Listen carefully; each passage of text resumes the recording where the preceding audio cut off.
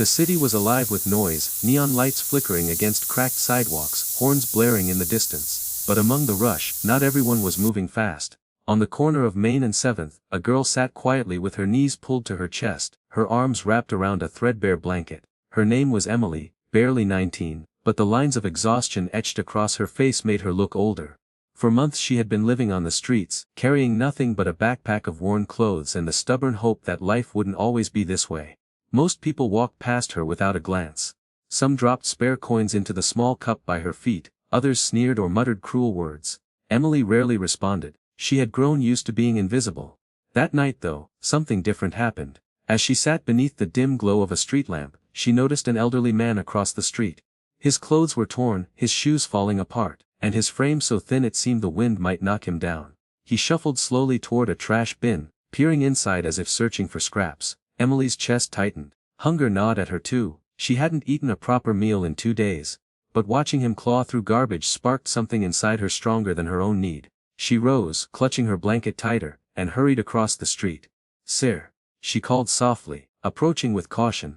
The old man looked up, startled, his eyes wide with shame. I wasn't stealing," he muttered quickly. Emily shook her head. "I know, you're hungry." She hesitated, then reached into her backpack. Inside was a granola bar, the last piece of food she had saved. She had planned to eat it later, stretch her strength a little longer. But looking at him, she couldn't keep it here. She said, pressing it into his hands. "It's not much, but it's something." The man's lips trembled.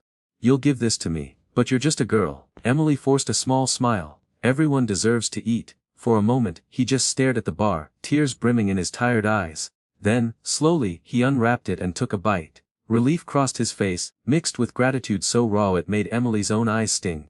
"Bless you," he whispered hoarsely. "No one's shown me kindness in so long." Emily squeezed his arm gently. "You're not alone, not tonight." Neither of them noticed the man standing a few feet away, half hidden in the shadows of a tall office building. His tailored coat shielded him from the cold, his polished shoes gleaming under the streetlight. His name was Nathaniel Hayes, CEO of Hayes Enterprises, one of the wealthiest men in the state. He had just left a late night board meeting, his mind full of numbers and contracts, when he spotted the scene unfolding before him. He stopped transfixed. He had seen poverty before, of course, usually from the tinted windows of his car, but something about this moment rooted him in place. A young homeless girl, hungry herself, giving away the only food she had to an old man she didn't know. The purity of it struck him harder than any speech about charity or corporate responsibility ever could. Nathaniel felt something stir in his chest, something he hadn't felt in years. He had grown numb to most things, deals, wealth, even the shallow compliments of those who courted his power. But this was real. Emily sat with the old man until he finished eating, her voice soft as she asked about his life. His name was George. He had once worked in a factory, but age and illness had left him without work, without family, without a roof. Emily listened without judgment, nodding, offering words of comfort. When George finally rose to leave, he took her hand in his trembling grip. "You've given me more than food tonight. You gave me hope." "Thank you, child." Emily smiled faintly. "Take care of yourself." She watched him shuffle away into the night, then returned to her corner, pulling the blanket tight around her thin shoulders. Hunger clawed at her belly, sharper now with nothing to dull it. But she closed her eyes, whispering to herself, it was worth it. From the shadows, Nathaniel's jaw tightened. He couldn't walk away. Something about this girl's selflessness demanded more than silent observation. He stepped forward slowly, his expensive shoes clicking against the pavement. Emily flinched when she saw him, instinctively pulling her blanket closer. Men in suits rarely stopped to talk unless it was to tell her to move along. "Good evening," Nathaniel said gently, his voice calm but commanding. Emily eyed him warily. "If you're here to tell me I can't sit here, I'll move." He shook his head. "That's not why I'm here." He hesitated, searching for the right words. "I saw what you did for that man. You gave him the only food you had." Emily's cheeks flushed, and she looked down. "It wasn't a big deal." "Yes," Nathaniel said firmly, "it was everything." She glanced up then, meeting his gaze. There was something in his eyes she hadn't expected, not pity, not disdain, but respect. "What's your name?" he asked. "Emily," he nodded. "Emily, do you trust me?" Her brow furrowed. "I don't even know you."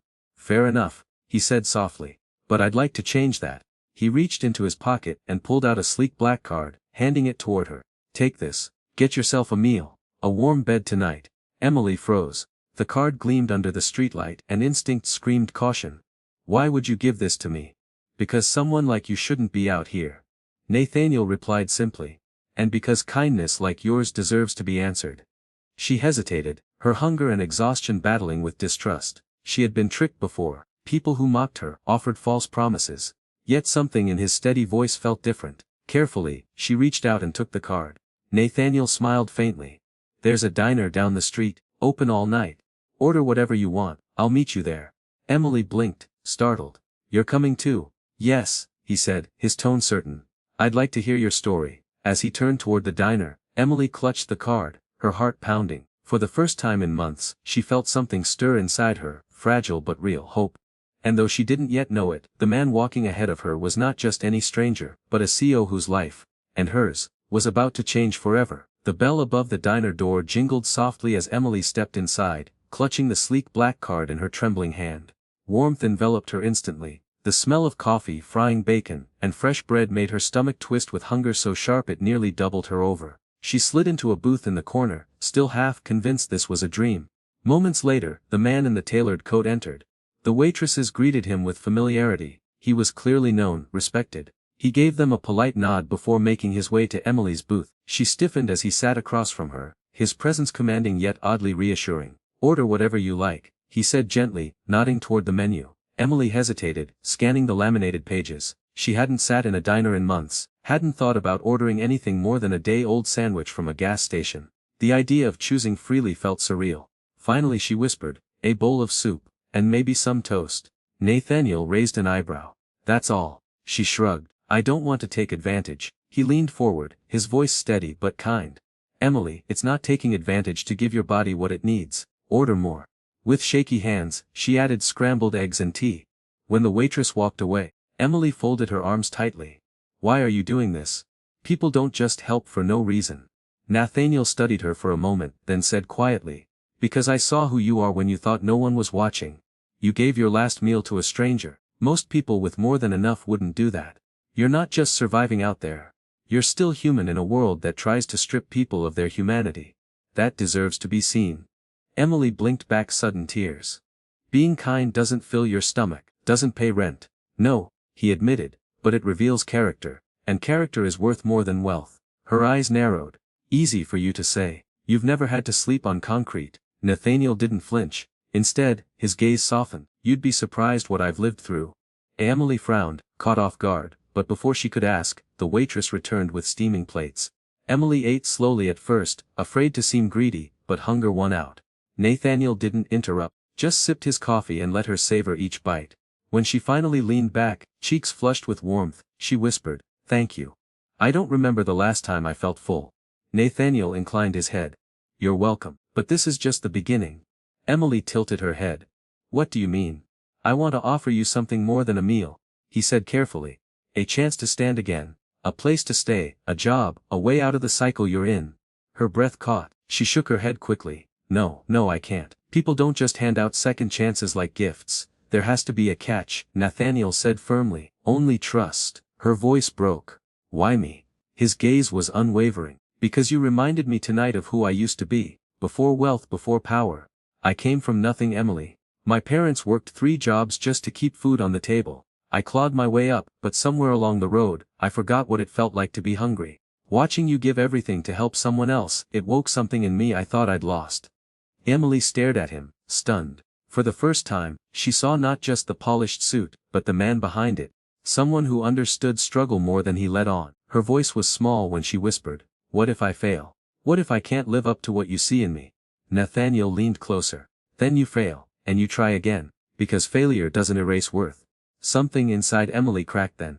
For months, she had carried shame like a chain, believing she was invisible, worthless.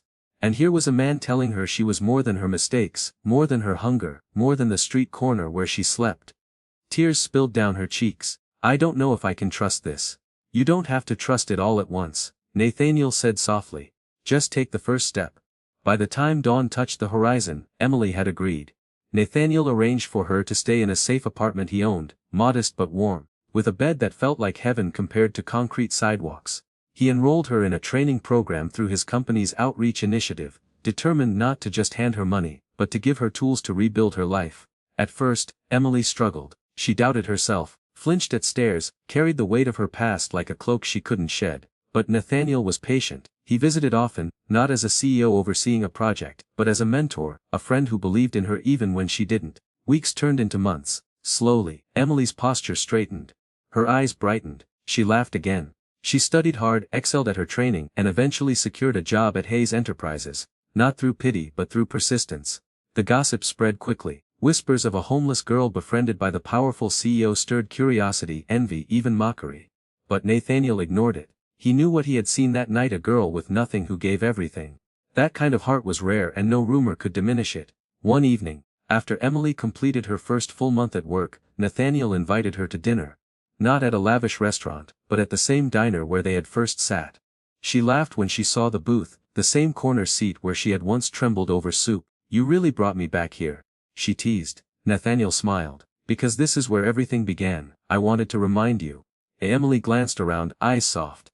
"That night, I thought you were crazy. I thought it was some trick. And now?" She met his gaze, her voice steady. "Now I think it was the first time someone really saw me." Nathaniel reached across the table, covering her hand with his. "I didn't just see you, Emily.